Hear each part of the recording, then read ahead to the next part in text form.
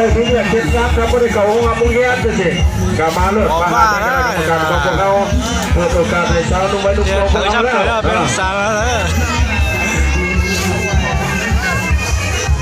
จับตาเพื่อนเด็กมวยไปคู่คนที่สองเอาน้องไปใส่เลยบ่เอาน้องไปใส่ไม่รถเด้อรถถังก็เป็นรถถังคิดเมืองนนท์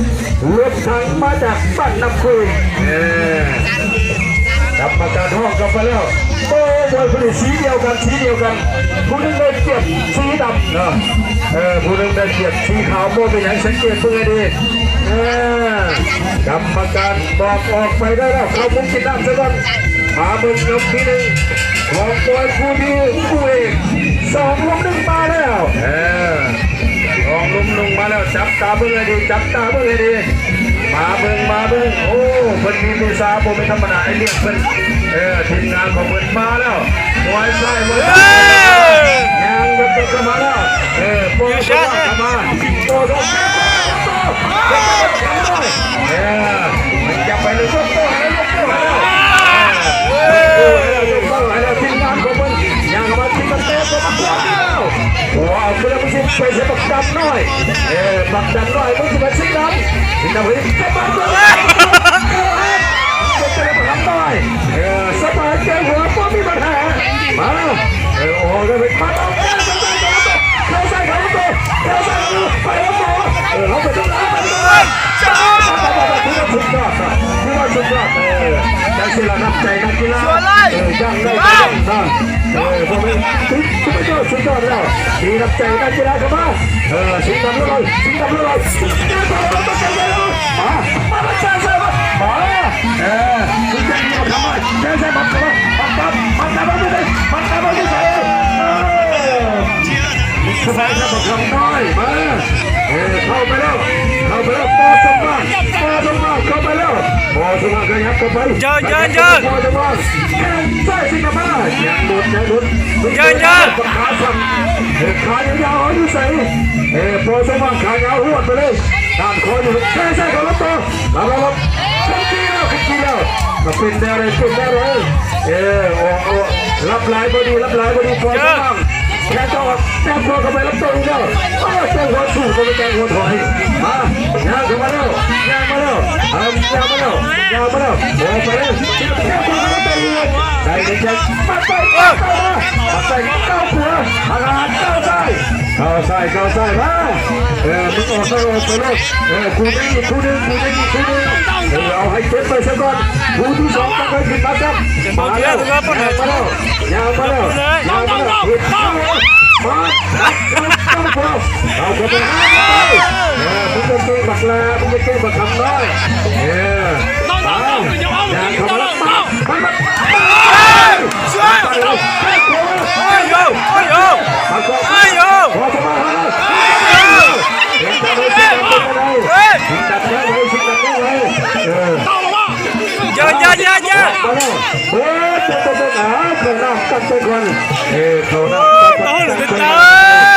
ทำนี่ย่างขี่บ้าออกด้วยมาออกได้ออกไปรถมา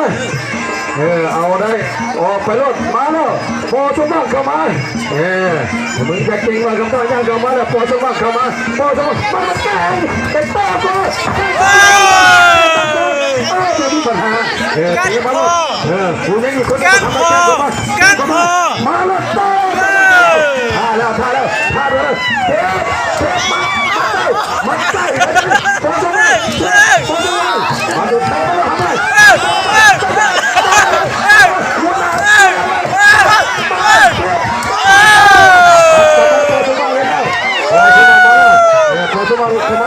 มาแล้วทำได้รอมามึงจะดีมาทำได้แค่ตัวเซลรับตัวยูเซลแค่ยูเซลยกขึ้นซอยพอสมัครต้องบอกอาวุธนะพอสมัครลบไปสมัครมาตีงอนคุณจะทำได้มาอย่าเข้ามาแล้วรอแล้วตีอีกแล้วเล็งใส่สิงดำแล้วเล็งตะกัวสิงดำเข้ารับตัวพอมีปัญหาตัวมือเสร็จแล้วมาเกมกีฬามีแพ้มีชนะออกได้ออกไปเลยออกไปเลย มายกที่สองต้องออกแล้วพอสมควรพอเขาต้องอีกแล้วมาแล้วลบไปให้ก้อนลบไปสักก้อนเสือสุดยอดแล้วลบไปทันลบไปทันมารอดูสักพอสมควรแข่งพอสมควรแข่งให้ดูสิออกไปแล้วแข่งพอสมควรแข่งออกไปแล้วพอสมควรสีดำโพดเขาขวาเขาสีดำเขาขวาสีดำเขาขวาสีดำได้โซ่เจ้าโอ้สมควรต้องเอาคืนแล้วต้องเอาคืนแล้วใกล้บนยกที่ใกล้บนยกสุดท้ายแล้วแล้วใครสีแพ้ใครชนะต้องชนะสุดท้ายยกสุดท้ายบนยกสุดท้ายบอกว่าผู้ใดแพ้ชนะก็มีปัญหาเกมกีฬาก่อนขอเป็นมูเป็นคู่เป็นอ้ายเป็นน้องเกิดขึ้นเรายับเข้ามาชุดมือสักครั้งเข้าไปสักครั้งชุดมือสักครั้งตัวเกมกีฬานะคือว่าชุดน้องและสาวนุ่มไปนุ่มกองพวกเขาก็สามารถแสดงออกเป็นวิธีก็พอเป็นธรรมดา2-2 2-1เพื่อเนาะนักกีฬาของผมเป็นเกมให้รถคันนี้รถกินไปแล้วรถไปแล้วนะเหลือแต่รถถังนะเหลือทั้งแต่รถถังพอเป็นอย่างเกมกีฬาของพอเพิ่นก็บอกแล้วว่าอยากทดสอบเชื่อจ่าพอมาเอาชนะดอกนะก็โอ้ยก็ขอขอบใจนะนำจิตนำใจสนุกของพวกเขานะกับการนำของเพิ่นเอาใจใส่เป็นพิเศษนะคุณงานของพวกเขาเนาะช่วงไปเลยเด้อนักกีฬานักกีฬาเมืองลำซานของผมก็คือผู้งานคุณเกียงบ้านของพวกเราเมืองลำซานก็ไม่ลดนะวันที่5 เดือน12นะเริ่มพบกันแล้วนะเอามาเป็นปีหนึ่งก็มวยคู่เอกกรรมการห้องกลับมาแล้วโอ้ยมวยคู่นี้สีเดียวกันนะผู้นึงสีขาวผู้นึงสีดำบ่ให้ตีกระชับลมบ่ให้ซ้ำต้องฟังกรรมการสอบไว้ซะไม่ได้เป็นมวยคิกบ็อกซิ่งคิกบ็อกซิ่งสัญจรเพื่อสร้างนักกีฬามาเบิ่งยกที่1ของมวยคู่ที่5ของมวยที่คู่ที่5กับ6อยู่บ่เดียวกันมาเสียงละครั้งดังขึ้นละครั้งดังขึ้นแล้วอย่าเข้ามาเพราะว่าพึ่งโอ้ทีมงานของพึ่งเดียวใจใส่ธรรมดาเนาะมาแล้วเข้ามากรรมการฟังเพื่อนมามวยไส้ทั้งคู่มาแล้วลูกถังก็มาลูกถังทีมาแล้วลูกถังทีมาแล้วมาลูกถังแล้วกับไส้การกลัวกับไส้จะได้การกลัวกรรมก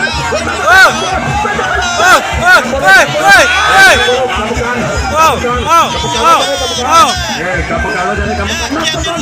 นับเพื่อให้นักกีฬาของพวกเขาตั้งหลักนะบอลได้เสียคะแนนแต่ก็นับให้นักกีฬาของพวกเขา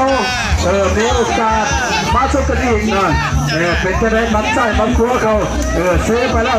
รถถังรถถังหรือว่าสุดต้นถังมาแล้วมารถถังเข้าไปบอลมาก่อนหามาไปบอลไปเขามาเหมือนกูมาแล้วรถถังกูไปแพ้เข้าแพ้เข้ามาเข้าสีดำเข้าขวาสีดำเข้าซ้ายสีดำเข้าขวาสีดำเข้าซ้ายสีดำไม่ใช่รถถังเอาไว้แล้วมึงไปรถถังมาแล้วรถถังออกมาแล้วโอ้ยเต้นโอ้ยลงไปซื่อรถถังลมลายพอดีรถถังมาแตะเจ้าแดงมาเทียบ